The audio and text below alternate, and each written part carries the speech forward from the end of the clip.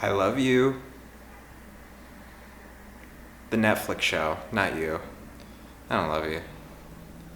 I love you though. I'm gonna take this off because I don't think the Marvel hat is really doing it. I might take this off too because it's kind of hot. I'm wearing red because love, because February is in the air. Second month. Love is in the air, or blood. That's why I'm wearing the red, because it's you. Okay, I'll get to it. I love the television show You, originally airing on the Lifetime Network for season 1, then was bought by Netflix for season 2, 3, and now 4. Very excited for that. Can you guess why I'm making this video? Oh yes, it's because You season 4 comes out today. I am so sorry if the growl of cars interrupts this video. You is a show about Joe Goldberg and his ways of finding love. You is the smut novels of the library that is called Netflix. And gosh darn it, do I have to see every single second of it. It's so good. Let me say this, and then I'm going to get into some spoilers. So spoiler alert. Let me say this before, though. If you like thrillers, crime dramas, romance dramas, little hints of comedy here and there, I think this show would be really great for you. It's just such an amazing show. I'm going to gush more in depth about it. Amazing performances, amazing tech behind the scenes, brilliant work. Go see it if you haven't. And by go see it, I mean turn on Netflix. Anyways, officially, spoilers. When this show first came out and first dropped on Netflix, and this was season 1, and this was before the build-up to season 2. I was told that it was like a stalker drama, and I was like, okay, I mean, that's nothing special about it. And I don't remember what got me into it. I think it was some of my past friends who convinced me to watch the first episode. And God, was I hooked from moment 1. I'll get more in depth in the specific seasons, but for now, here's some notes before we start that gushing. This show is based on a book series entitled the same, and I believe a 4th or a 5th one just came out. Throughout this season gushing, I'm going to be bringing up a lot of the main 3 things. The direction, the writing, and the performances. So I wanted to take time here to highlight some of the stuff that I might not overlook, but just forget to mention. For instance, the sound quality in this show is, you feel it. When it comes to Joe repairing a book, Joe talking with his inner thoughts, the fire, the killing, I meant nothing, spoilers? Oh wait, no, spoilers. The killing, it's so brilliant. It's fantastic. The music too, brilliant. When it comes to the music that they didn't write or the music that they did write, it's just so good. I'm gushing. The editing is incredible, the coloring too. Like, I'm just gonna think of some basic examples, but like when it comes to the cage, or I think that's all you can call it, the cage. It's like these cold blues, and then you get outside to New York, it's these romantic oranges and reds. It's just great stuff. Cinematography is amazing, that's a hands down. The makeup and costumes, the makeup gets really gory in some places, and it is so good.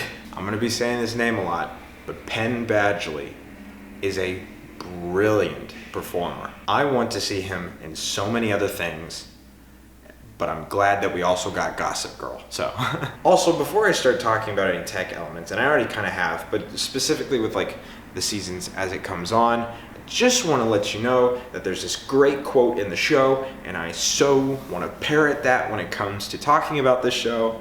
I feel like I've been telling Mickey Mantle how to hold a bat.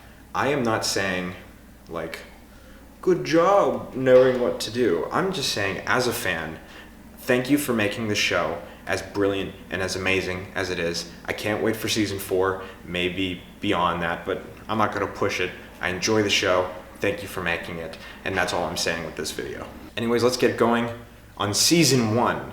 And for this I Love You episode, I thought it would be fun to give each season like its own fake title. And the title for this season is A Fool in Love. Every relationship has its obstacles to overcome, right? Joe calls Benji a waste of hair. Dang. Let's talk about Beck. A lot of fans' least favorite it girl, as I like to call them. Throughout the season, she goes through a lot, including her own problems with her work, trying to get her writing done, her father problems, family problems, all that stuff, and then romance. And the reason why I say she's problematic is just because, well, she's not problematic. I guess she is just stupid, I guess, sometimes. And she cheats on Joe, which that was a bad thing that she did, but Joe kind of did a worse thing. Also, Joe is a panty raider. I guess you're gonna miss the panty. Okay. No shame, just interesting. Peach and friends. I say and friends, they're important, but Peach is the most important because she's such a good foil for Joe, and that all comes to fruition in episode 6, which is the mansion episode, which is thrilling. She's played to a T. And it's just such a good foil. So good, in fact, that Joe needs to mention it every season after killing her because she's such a great character. Speaking of thrilling moments, the show is plentiful per episode of thrilling moments. One that I wanted to shout out because it's such good writing, direction, performing, so on and so forth, is the scene where Beck comes to Joe's apartment and surprises him, and they just start macking on them lips. But Joe has a bunch of her stolen stuff lying around his apartment. So he has to get what he wants, which is Beck, as well as hide these things so that she doesn't see them. So it's this non-dialogue scene of him doing these things and hiding them. It's so thrilling, but so good. Speaking of macking on lips, the romance in the show, the romance through all of the seasons is just so lovely and beautiful and perfect in a terrible serial killer way, but it's still really lovely. They have their ups and downs, and then John Stamos. That's right. He's here, and he's played perfectly. Not John Stamos, Dr. Nicky.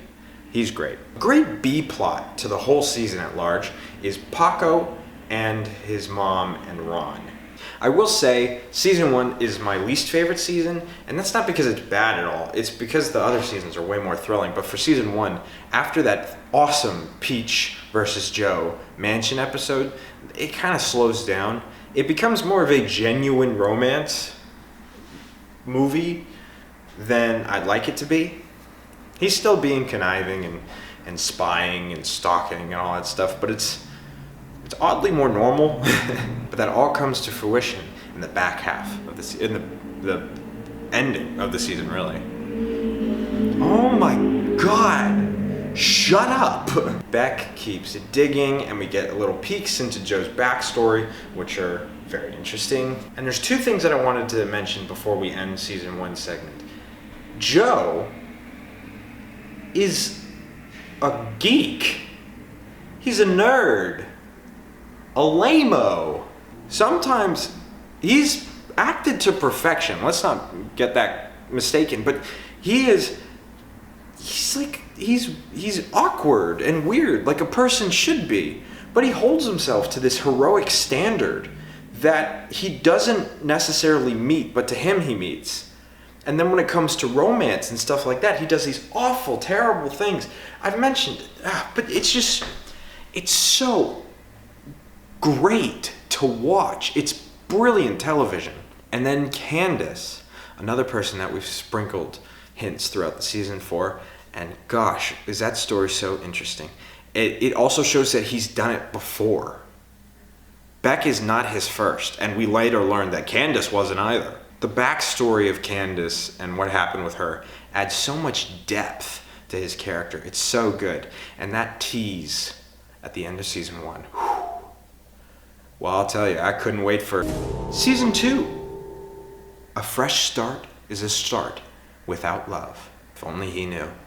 See, that's the thing about LA. Everyone is pretending to be somebody they're not. Hi, can I get a name for the order? Yeah, I'm Will.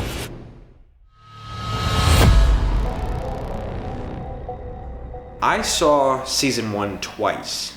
in preparation for season 2. I didn't rewatch it twice. I watched it the first time, loved it, heard season 2 was coming out, and then I watched season 1 again. That carried us into season 2. We move from New York to LA, and that's where we meet Love.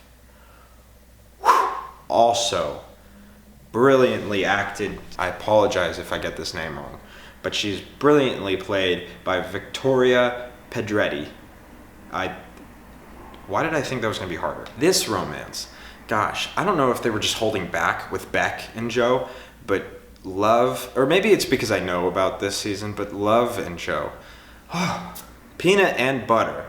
Wait, peanut butter and jelly, there you go. Their romance is so sweet. It's so spectacular, and it is so volatile. First time I watched season 2, I binged it completely and loved it. It's like crack. Her friends are amazing characters. I love watching them. I love it when they show up. It's this great twist on the friends from the first season. Candace's return is awesome as well. And so is 40 Quinn. 40 Quinn is the best friend that I think I do have, but I want 40 as a friend. Someone watching me? Am I having like a you moment right now?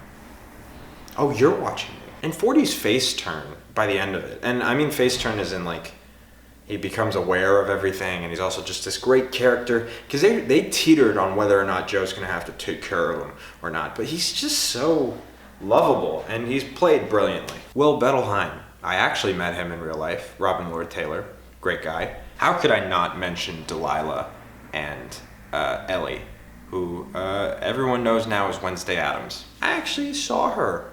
I'm cool. Yeah, I was in the same room as her. Yeah. Delilah and Joe have this great romance that blooms out of Joe and Love's breakup.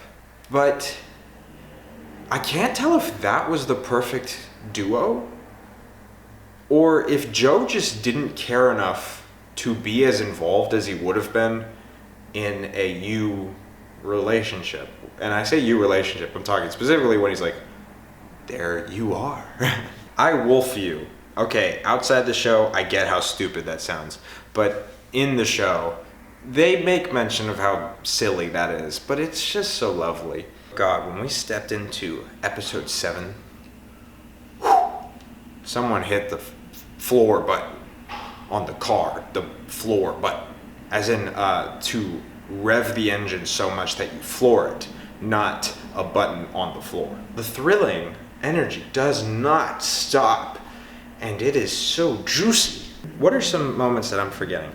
Delilah's murder, that broke my heart. I was genuinely so sad about that. Another moment where Joe thinks he's the hero, because he says the hero rushes to the cage when he's running to go get Delilah. It's like, you son of a gun. You terrible person. And then the twist where Love is actually, I would argue, crazier than Joe. Joe sort of meets her in season 3, but gosh, what a great twist. Which carries us into the finale, which is such, whew. And because of the events of season 2, we move to season 3's location, which is suburbia. I'm just calling it suburbia, which is such a great place for a thriller to take place when it has already taken place in LA and New York. And when they're unpacking their boxes, and he goes to sit back in the backyard, and he turns and he sees you. Oh, I get that love is crazy, but you rat bastard, you son of a bitch. Season 3, and they lived happily ever after. Team, okay?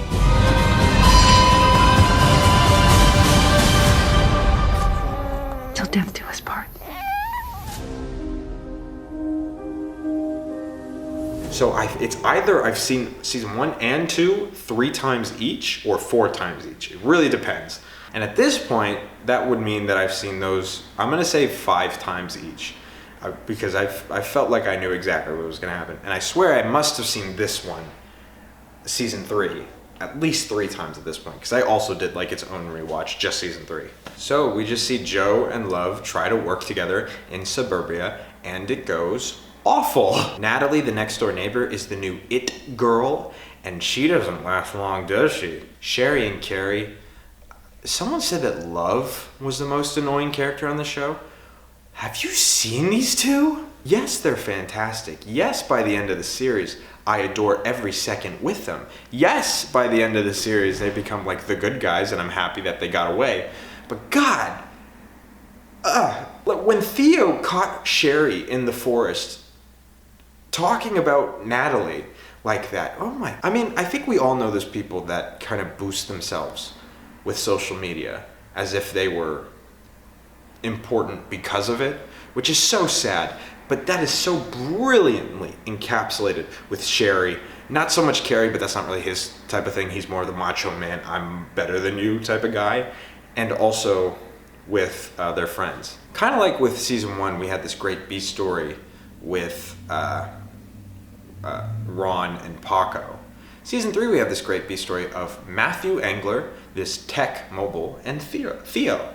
Their relationship is father and son, which kind of matches Joe's and Henry's relationship. Because, oh yeah, they have a baby in season 3. I didn't really talk about it much. She's not that important, let's be real. Matthew and Theo just work so well together. They have this story of one person wants to connect, but the other one's kind of closed off because of today's events. The other one tries to connect, but they're closed off because of today's events. They go through this whirlwind of emotions because of Joe and Love. It's just so good. Also, this is a random point.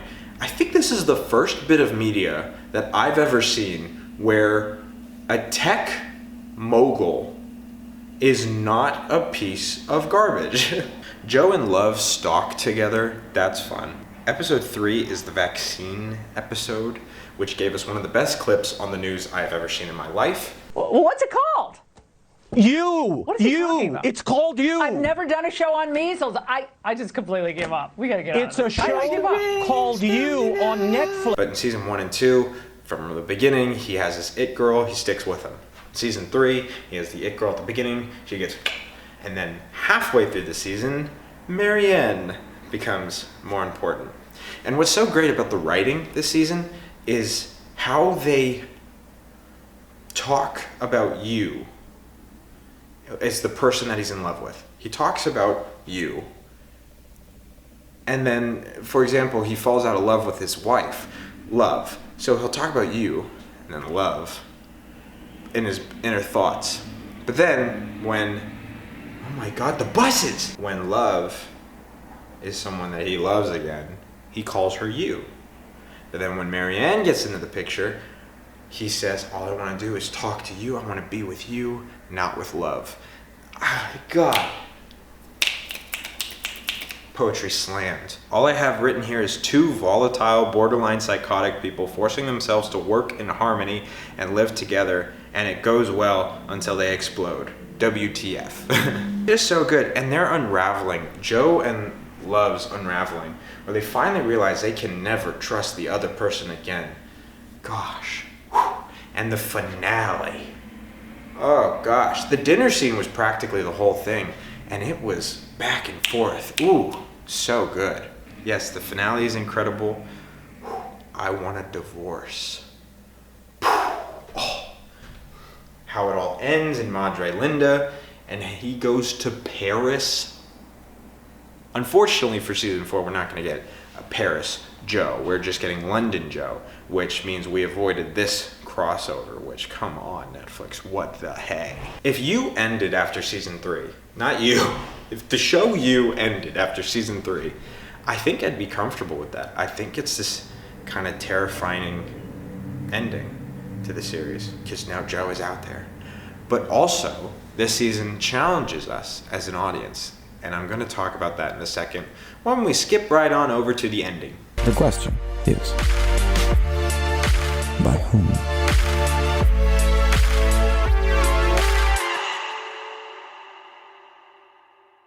Here's some final notes, some fun stuff. I saw this comment on the season 4 trailer of You. Somebody said that season 1 is a wolf in sheep's clothing. Season 2 is a wolf in sheep's clothing meets another wolf. 2 wolves try to be sheep, and then for season 4, a wolf in sheep's clothing meets a greater predator. Just for fun, I also have the body counts of Joe and Love. Not the romantic kind, the dead meat kind. Let's count them. Joe killed 10 people. Benji, Beck, Peach, Ron, Jasper, Hendy, Dad, his dad, Ryan, Gil, and Love. Love ended up killing 6 people, which was 40's au pair, Delilah, Candace, Natalie, Gil, and James. Gil is on both of them. I'm going to contribute that to both of them. He wouldn't be in that situation without them. Anyways, that's their body counts. That's fun. You is the perfect blend of juicy, romantic entanglements and the most scariest thrills you can watch on Netflix. It's an incredible blend, and it works so perfect. The romance is such an important aspect of this entire show.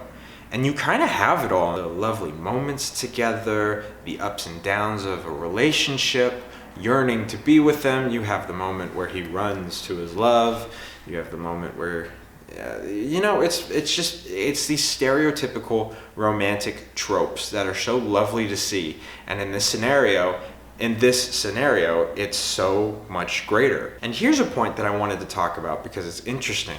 Why is this horrible person, Joe, so entertaining to watch? I have a theory. I hate to compare everything to this show, but I do it too often and I recognize that. But just let me do it.